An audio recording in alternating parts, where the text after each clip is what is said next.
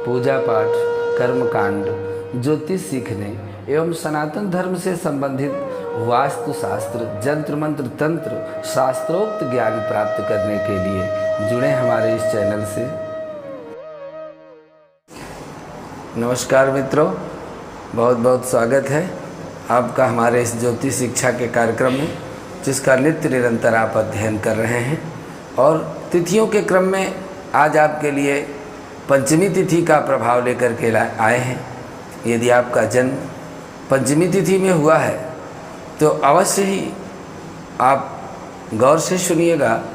आपके लिए कुछ महत्वपूर्ण टिप्स इसमें ज़रूर मिलेंगे, जिससे कि आप अपने जीवन में कुछ नया, कुछ परिवर्तन कर सकते हैं। पंचमी तिथि तिथियों के क्रम में पांचवी तिथि है और यह इसको पूर्णा तिथि भी कहते हैं। इस तिथि को श्रीमती और पूर्णा तिथि के नाम से जाना जाता है, क्योंकि इस तिथि में किए गए कार्य का विशेष फल प्राप्त होता है। जैसा इसका नाम है पूर्णा, वैसा ही ये हर कार्य को पूर्ण करने वाली तिथि है। यदि पंचमी तिथि में आप किसी भी शुभ कार्य को करते हैं तो वह निश्चय ही पूर्णता को प्राप्त होता है। पंचमी तिथि का सबसे महत्वपूर्ण प्रभाव यह है, वैसे तो पूर्णा में और भी तिथि आती हैं, पंचमी, दशमी, पूर्णिमा, ये पूर्णा तिथि कही गई है, पर उसमें पंचमी तिथि का विशेष महत्व है। जब सूर्य और चंद्रमा 49 डिग्री के से 60 डिग्री के अंश में होते हैं, तब यह तिथि चंद्रमा की पांचवी कला है। इस कला में अमृत पान वखट कार्य करते हैं। वहीं कृष्ण पक्ष में पंचमी तिथि का निर्माण और सूर्य चंद्रमा का अंतर 229 डिग्री से 240 डिग्री के अंश तक होता है। पंचमी तिथि के स्वामी नाग देवता हैं, इसीलिए आप जानते होंगे कि विशेष रूप से नाग पंचमी का बड़ा महत्व है। जीवन के संकटों को दूर करने के लिए इस तिथि को जन्मे जो जातक हैं, उनको नागों की पूजा करनी चाहिए। यदि आपका जन्म भी पंचमी तिथि में हुआ है तो वासुकी, तक्षक, करकोटक और भी किसी भी शिव मंदिर में आप जाएंगे तो वहाँ आपको नाग अवश्य मिलेंगे, तो उनका विधिवत पूजन करें। पंचमी तिथि यदि शनिवार को पड़ जाती है तो यह मृत्युदायक योग बनाती है। इस योग में शुभ कार्य करना वर्जित है, इसलिए यदि कभी शनिवार को पंचमी पड़े तो आप कोई भी शुभ कार्य मत करें। इसके अलावा पंचमी तिथि यदि गुरुवार को होती है तो यह सिद्धा तिथि कहलाती है। ऐसे समय में कार्य सिद्धि प्राप्त होती है। वहीं पौष माह के दोनों पक्षों की पंचमी तिथि का फल शून्य होता है। यदि पौष माह में पंचमी तिथि शुक्ल पक्ष की हो या कृष्ण पक्ष की हो, उसका फल शून्य हो जाता है। पंचमी तिथि को भगवान शिव कैलाश पर निवास करते हैं। कृष्ण पक्ष की पंचमी में शिव का वास वृषभ में होता है, इसलिए शुक्ल पक्ष और कृष्ण पक्ष दोनों पक्षों की पंचमी में भगवान शिव का अर्चन आप कर सकते हैं। यदि आपका जन्म पंचमी तिथि में हुआ है तो आपका व्यवहार बड़ा सुंदर होगा। आप व्यवहार कुशल और ज्ञानी होंगे। अपने माता पिता के आप भक्त होंगे और उनकी सेवा करने में भी आपका मन निश्चित रूप से लगेगा। इन्हें दान और धार्मिक कार्यों में आपकी रुचि होगी। ऐसे जातक हमेशा न्याय के मार्ग पर चलने का प्रयास करते हैं। झूठ और अधर्म से इनको चिढ़ होती है। इस तिथि में जन्मे लोग कार्यों के प्रति बड़े निष्ठावान, बड़े जिम्मेदार होते हैं और अपने कार्य के प्रति इतना सजग होते हैं कि उस कार्य को बखूबी अंजाम देते हैं। ये इन पंचमी तिथि को जन्मे जो जातक हैं वह अपने जीवन में उच्च शिक्षा तक पहुंच जाते हैं। निर्विघ्न रूप से देश और विदेश की यात्रा करते हैं। अपने गुणों की वजह से समाज में इनका मान सम्मान स्थापित होता है और अपने जीवन में भी ये काफ़ी कुछ पूर्णता को प्राप्त कर लेते हैं।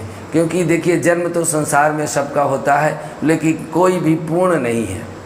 यदि आपको पति सुंदर मिलेगा तो पत्नी सुंदर ना मिलेगी। यदि पति पत्नी दोनों सुंदर हों तो उनके जीवन में सुख में बाधा होगी। यदि आपको दोनों सुंदर मिले और सुख भी हो तो फिर उनके यहाँ संतान होने में दिक्कत होगी।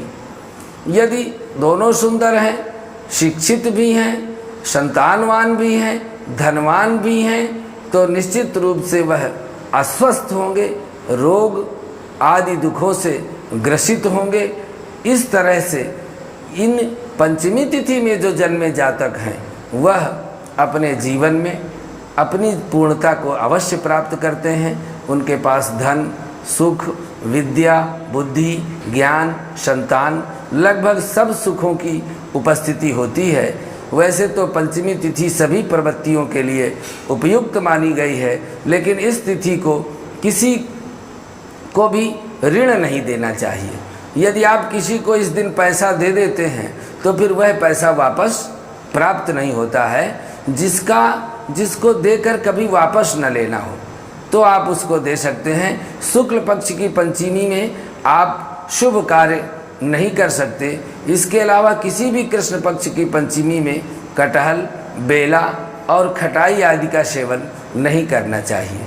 पंचमी तिथि का त्योहारों में बड़ा महत्व है। सबसे पहले तो हम ऋषि पंचमी मानते हैं। भाद्र माह के शुक्ल पक्ष की पंचमी को ऋषि पंचमी कहते हैं। व्रत किया जाता है। इस दिन सप्तऋषियों की पूजा अर्चना होती है। मान्यता है यदि कोई भी स्त्री शुद्ध मन से इस व्रत को करे तो उसके सारे पाप नष्ट हो जाते हैं और पति के सुख शांति की वृद्धि होती है। यहाँ तक कि अगले जन्म में भी उसे पति सुख सौभाग्य की प्राप्ति होती है और उसके जीवन में कभी वैधव्य नहीं आता है। पंचमी तिथि को हम रंग पंचमी के रूप में भी मानते हैं। महाराष्ट्र में खास तौर पर मान्यता है कि रंग पंचमी का त्यौहार बड़े उत्सव से मनाया जाता है। चैत्र माह के कृष्ण पक्ष की पंचमी तिथि को यह पर्व मनाते हैं। कहा जाता है कि इस दिन देवी देवताओं की होली होती है। रंग पंचमी अनिष्टकारी शक्तियों पर विजय प्राप्ति का परम उत्सव है। इसके अलावा पंचमी तिथि को भी हम नाग पंचमी के रूप में मनाते हैं। यदि हमारे जन्म कुंडली में नाग दोष, सर्प दोष है तो हम नाग पंचमी के दिन काल सर्प की शांति की पूजा करते हैं। श्रावण मास के शुक्ल पक्ष की पंचमी तिथि को नाग पंचमी के रूप में मनाया जाता है। इस दिन नाग देवताओं की पूजा होती है और कुंडली में उपस्थित काल सर्प दोष इस पूजा से समाप्त हो जाता है। विवाह पंचमी मार्गशीर्ष महीने की शुक्ल पक्ष की तिथि को विवाह पंचमी कहते हैं और पंचमी का पर्व मनाते हैं। इस तिथि में भगवान राम और माता सीता जी का विवाह हुआ था। इस पावन दिन सभी को राम सीता जी की आराधना करते हुए सुखी दाम्पत्य जीवन के लिए प्रभु से आशीर्वाद प्राप्त करना चाहिए। इसके अलावा पंचमी का और एक बड़ा महत्व है बसंत पंचमी। माघ महीने के शुक्ल पक्ष की पंचमी को बसंत पंचमी कहा जाता है। इस दिन बुद्धि की अधिष्ठात्री देवी माँ सरस्वती का प्राकट्य हुआ, प्रादुर्भाव हुआ। इसीलिए इस दिन माँ सरस्वती के पूजन का विधान है।